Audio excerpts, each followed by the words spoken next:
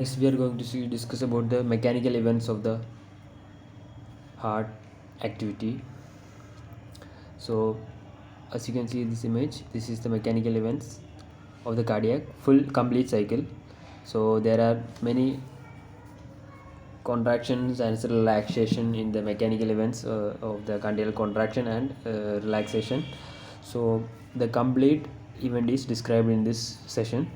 So, the medical terms, the systolic, the diastolic, the stroke volume, the heart rate, the cardiac output, and diastolic volume, and systolic volume, preload, afterload. So these are the terms. You have to be remembered these terms. So the systole is the myocardial contraction. Myocardial contraction is known as systolic contraction. Next is diastolic. Diastole means myocardial relaxation. Next is stroke volume. So the stroke volume is the output of blood from the heart per contraction. So stroke volume means the output of the heart during per contraction. Per means one contraction or the half contraction. So 8 ml of blood is pumped per contraction. That is stroke volume of the heart. Next is the heart rate. So the heart rate is determined by the number of heartbeats per minute. So the stroke volume, the heart rate. Next is the cardiac output. The cardiac output is the volume of blood ejected from the heart per minute. So in per minute, the cardiac output is how the cardiac output is valued, that the volume of blood ejected from the heart per minute.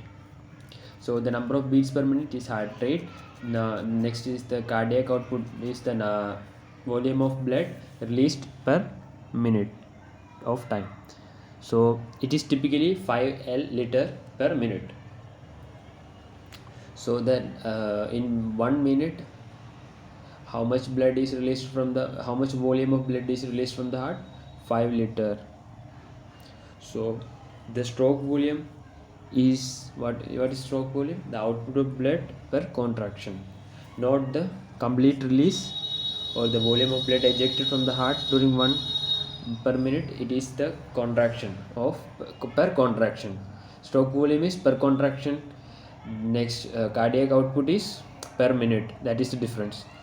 Stroke volume per contraction, stroke contra, you can use that as to remember more importantly the stroke and contra. So the per contraction volume of blood released per contraction is stroke volume. So how much in one contraction? There is 80 ml of blood. In 1 minute, how much volume is how much cardiac output? 5 liters per minute. Next is cardiac output is equal to heart rate x into stroke volume. So now you can see the heart rate. The heart rate is number of beats per minute. Next is the stroke volume is output of volume of blood per the contraction. So when we multiply this, we get the cardiac output.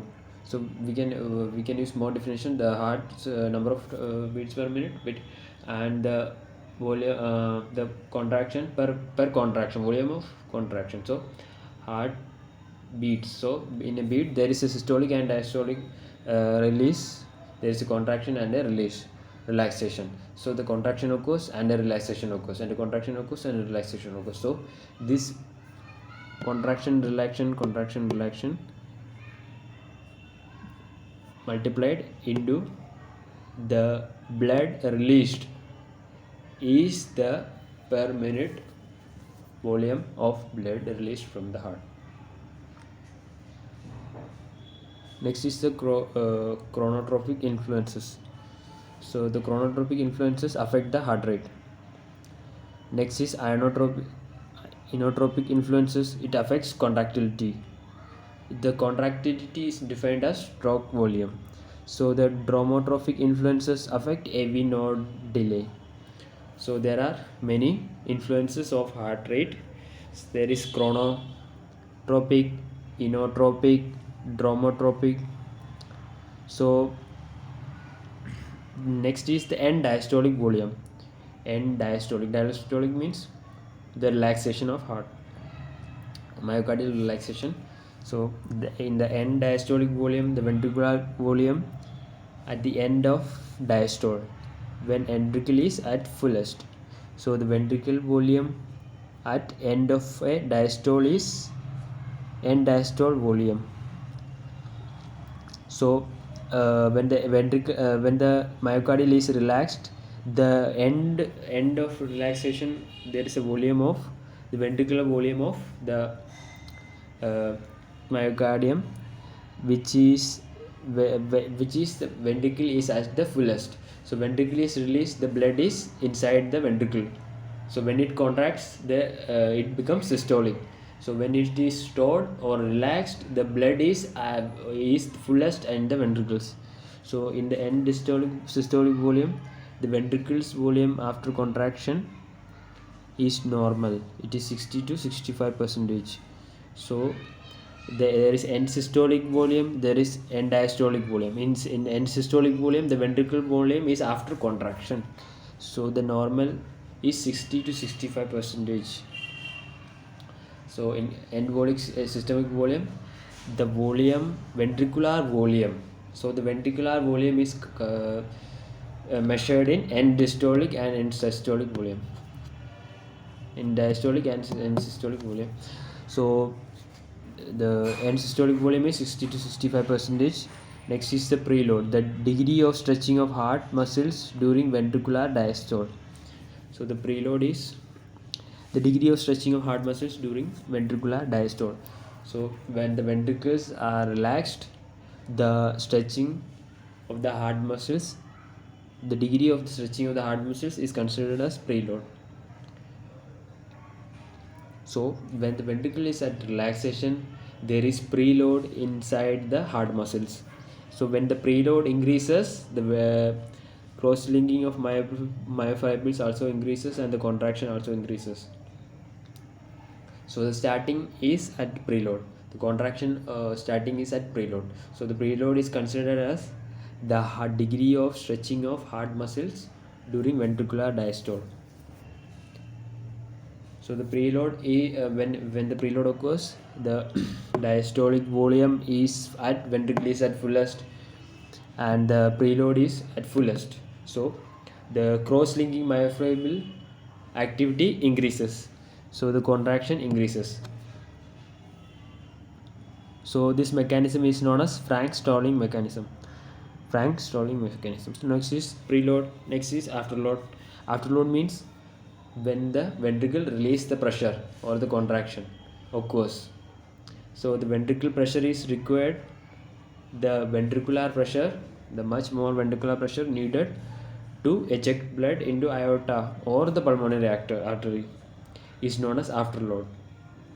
So the preload is when the ventricle is at the fullest and the preload is at the fullest and the cross-linking myofibrils are their activities are increased and the contraction is increased. So it is known as preload. Then and the afterload, the ventricular pressure required to eject blood into the aorta or the pulmonary artery. So when the afterload increase, the ventricle ejection time also decrease. The output of heart decrease, stroke volume decrease due to decrease ejection time. So when the afterload increase, stroke volume decrease due to decrease in ejection time. So the ventricular pressure, what is preload? Preload means when the ventricle is at the fullest, the degree of stretching of hearts or the myofibrils increase this increased stretching and it causes the contraction of the ventricles. So the contraction increase. So the ventricular diastole occurs. So what is preload? It is the degree of stretching of heart muscles at the heart myofibrils at the ventricular diastole. Next is afterload. What is afterload? The ventricular pressure required to eject blood into aorta and the pulmonary artery. So the afterload is the required amount of contraction. So due to the required amount of contraction, the afterload increases, and due to the required amount of contraction, the stroke volume decrease due to decrease in ejection time. So increased afterload is equal to decreased stroke volume at decreased ejection time, or decreased afterload is equal to increased stroke volume due to increased ejection time. So per minute, per contraction, the volume of blood is expelled from the heart, and when this volume of blood released from the heart, or the afterload, decreases in decreased time, the afterload increase, or the ventricular pressure increase.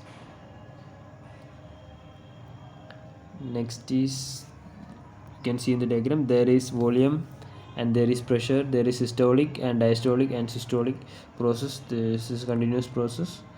We can see the phenocardiogram, the electrocardiogram.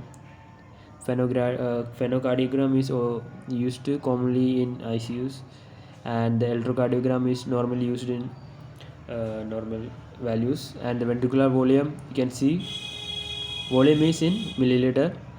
You can see the volume that 90 to 130 it starts, ventricular volume starts. You can see the electrocardiogram, the P wave, the R wave, PR segment, RS segment, ST, T segment. So it is a complete heart contraction and relaxation. So the first, you can see the systolic increase causes the decrease in ventricular volume and the increase in ventricular pressure. When the AV valve closes, there is increase in atrial ventricular pressure. So when the aorta valves open, there is ejection into the aorta. When the aorta valve opens, there is the ejection also increases, so the aortic pressure also increases. So isovolumic contraction also increases, and when the aorta valve closes, there is decreased value in isovolumic relaxation, and there is rapid inflow